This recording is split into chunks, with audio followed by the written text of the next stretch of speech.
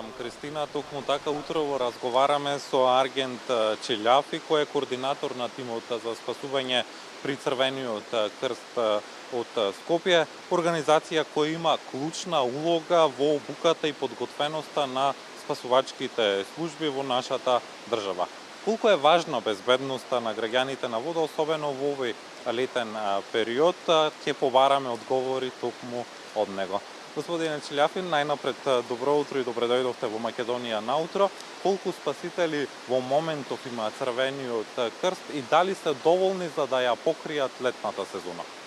Добро утро до вас и до вашите гледачи. Се наоѓате во една од водените површини во кој Центарот за безбедност на вода при Црвениот крст на град Скопје има своји спасители.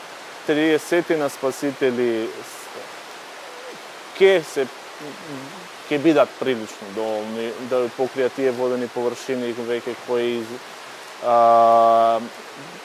во претходните 2-3 месеци изразија подготвеност да ангажират спасители на своите водени површини со цел безбедно да помине летната сезона. Така. Дали концесионерите на плажите се обврзани да имаат спасители и според вашите информации дали истите се почитуваат?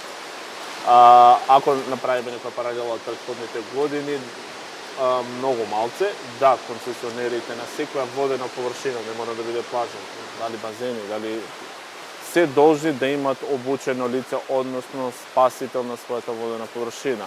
Сега кој и колку има, тоа веќе е прашање на надлежните органи, за тоа да следат постапка и се остalo. Пред почетокот на разговорот на ова вклучување разборувавме за тоа дека лиценците се обновуваат на секои 3 години, но како тече обуката, кога се пријавувањата, колкав е периодот на обука за спасители во Црвениот крст? Само што заврши курсот за спасители на затворени води, односно на 3 јули финално положија 12 спасители. На семејството на спасители не се приклучија нови 12 спасители со кои само курсот трае 7 дена, се работи за теоретски и практичен дел од областа безбедност на вода и прва помош. Вие можете да бидете многу добар спасител, но мора да научите и техники на спасување и што е најбитно, мора да знаете да кажете прва помош. 24 кандидати се пријавија на курсот, завршија, односно се лиценцира. 12 се релиценцирани се 7 нови спасители. Тоа значи дека има интерес кај младите со оглед на тоа што голем дел од спасителите за жал ја напуштаат државата и служат како спасители во други држави. Интересот со текот на годините се намалува, но е во задоволителен број. Имајте во предвид дека ние сме мало поднебје, малку водени површини имаме. За сега можеме да покриеме 30 до 40% од водените површини. Кои се најголемите ризици со кои се соочуваат капачите, особено на плажите без ангажиран спасител? Секоја водена површина кај што немате обучено лице ви е потенцијален ризик. Зборувам од аспект на Центарот на безбедност на вода, но тоа што до сега сме ги направили. Потенцијална опасност пошто вас водената површина може да не би биде обезбедена. Не ги знаете кои се ризиците на тоа место, ако веќе зборуваме плажа или базен.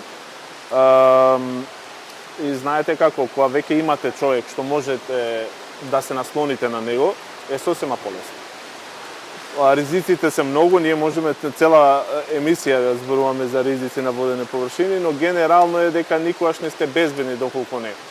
Со спасителот колку толку имате со обучено лице, имате колку толку некој што ќе се погрижи во случај вие да не можете. Пошто несреќи се случуваат и кај пливачи, кај искусни пливачи.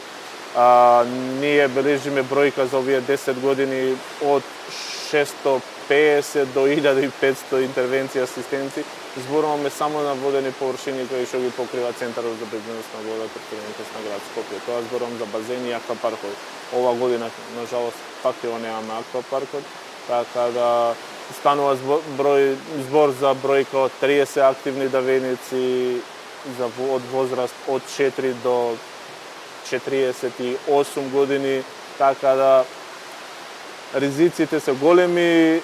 Сега за сега нашите спасители бележат позитивни бројки, имаме само една црна бројка, односно една статистика во која што имаме нажалост само едно момце кој што ние почнет на голем површина. Така, и за крај на нашиот разговор, каква порака би упатиле до граѓаните и туристите за одговорно несување покрај вода, особено кога нема ваква организирана спасувачка служба? Знаете како, може би со текот на годините ова го употребуваме. Таму кај што има спасители, спасителот не е лична ваша дадилка па да ви ги чува децата. Претежно тоа е најголемиот проблем таму кај што имаме спасители.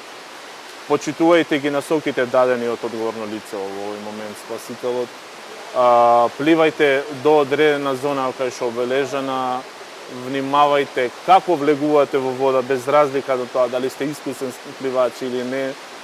И не конзумирајте обилно храна и доколку е во можност, пошто нашиот подневе, не конзумирајте алкохол. Ви благодарам на одвоеното време и гостувањето во Утро во Македонија на Утро.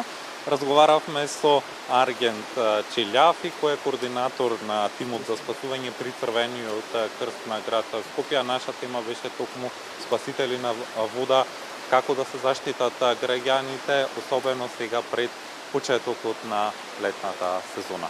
Кристина? Да, благодарам.